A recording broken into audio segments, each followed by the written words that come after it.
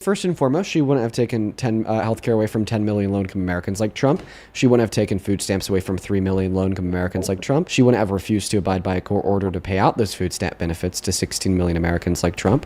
She wouldn't have started a war in the Middle East, costing 3 American lives in the last 24 hours like Trump. She wouldn't have reduced the purchasing power of the low and middle class just to give it all back to the top 1% like Trump. She wouldn't have asked the military to draft a plan of an invasion of one of her allies like Trump.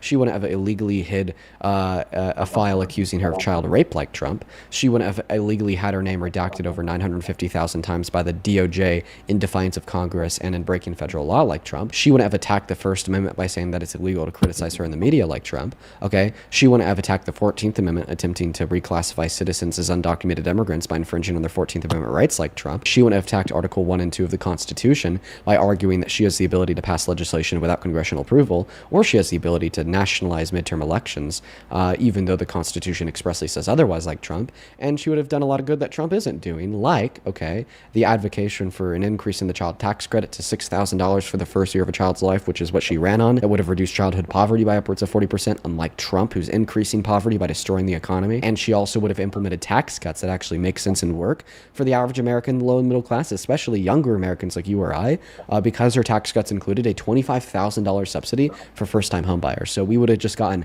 $25K for free in our bank accounts the first time we both buy a house, unlike Trump.